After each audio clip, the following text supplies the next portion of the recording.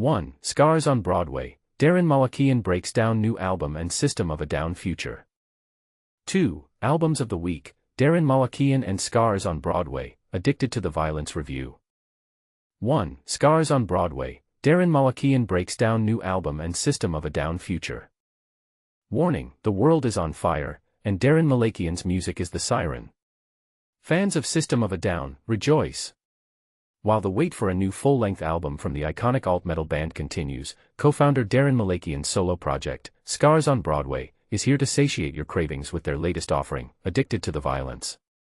This third album from Scars on Broadway may not feature System of a Down's frontman Serj Tankian's distinctive vocals, but it retains the eclectic essence, melodic hooks, and poignant themes that are unmistakably System-esque. As Malakian reveals, all of my songs can work for either Scars or System because they come from my style and have my signature. This is evident in the album's structure, which mirrors System's genre-bending approach. Malakian, who handled vocals, guitar, and bass duties, crafted Addicted to the Violence over the last 5 years, drawing from songs penned across 2 decades. The oldest track, Satan Hussein, dates back to the early 2000s, when System's Toxicity was soaring towards 6 times platinum status. This song's rapid-fire guitar line and serrated verse are a testament to Malakian's timelessness.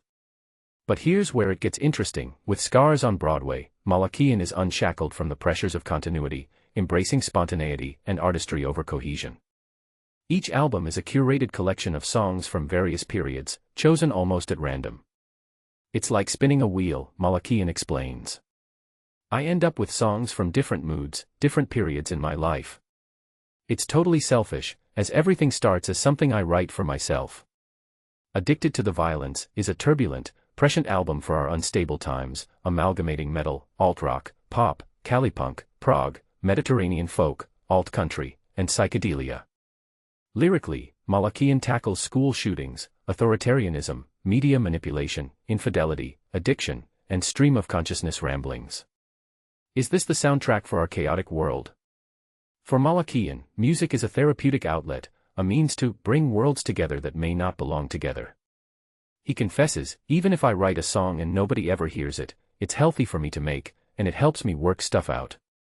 This intimacy is then shared with the world, inviting listeners to interpret the songs in their own way. I don't even like to talk about what inspired the songs because it doesn't matter. They know the guy on stage, but they don't know the personal struggles I've been through. And this is the part most people miss. Malakian's approach to art is deeply influenced by his father, Iraqi-born artist Vartan Malakian, who created the album's striking cover art. My dad's a complicated guy. I admire him a lot, and wish I could even be half of the artist that he is. This familial connection has shaped Malakian's creative process, which is evident in the album's eclectic, genre-defying sound. As Scars on Broadway prepares to release Addicted to the Violence, Malakian reflects on his experiences, from visiting Iraq as a teenager to witnessing the desensitization of violence in modern society. Will Addicted to the Violence spark a conversation about the state of our world? We invite you to listen, interpret, and share your thoughts. The big question: can System of a Down fans expect a new album in the future? Malakian's response might surprise you. I'm not so sure I even want to make another System of a Down record at this point in my life. Maybe it's best for us to keep playing concerts as System and doing our own things outside of that. Now it's your turn. Share your thoughts on Addicted to the Violence, the state of the world, and the future of System of a Down in the comments below. Do you think Malakian's approach to music is a reflection of our chaotic times? Should System of a Down continue to produce new music, or is it time for the members to focus on their solo projects? 2. Albums of the Week. Daron Malakian and Scars on Broadway, Addicted to the Violence review. Get ready for a musical journey that defies boundaries. Daron Malakian and Scars on Broadway are back with their highly anticipated third album, Addicted to the Violence, and it promises to be nothing short of explosive. Known primarily as the co-founder of the Grammy-winning band System of a Down, Malakian showcases his fearless artistry once again, blending an eclectic mix of rock, pop, metal, punk, electronica, psychedelia, and even Armenian influences. This album serves as a follow-up to his 2018 release, Dictator. As a multifaceted artist, songwriter, vocalist, producer, guitarist, and multi-instrumentalist, Malakian draws from an almost limitless array of musical styles. Imagine an artist painting a moving target, he effortlessly weaves together diverse elements to create a vibrant sound that is free from traditional constraints and solely driven by inspiration. The music he produces is not static, it grows and evolves alongside him. Under the name Daron Malakian and Scars on Broadway, he approaches his craft with the heart of an alchemist, the humor of an absurdist, and the meticulousness of a true artist.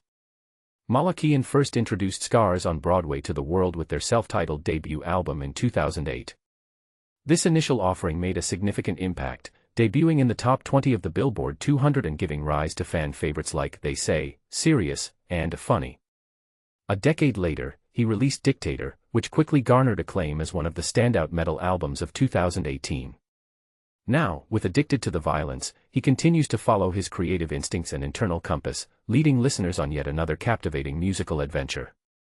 But here's where it gets controversial. Some fans might argue that Malakian's genre-blending approach dilutes the essence of rock music. Do you think this fusion of styles enhances the listening experience, or does it stray too far from the roots of rock? Share your thoughts in the comments below.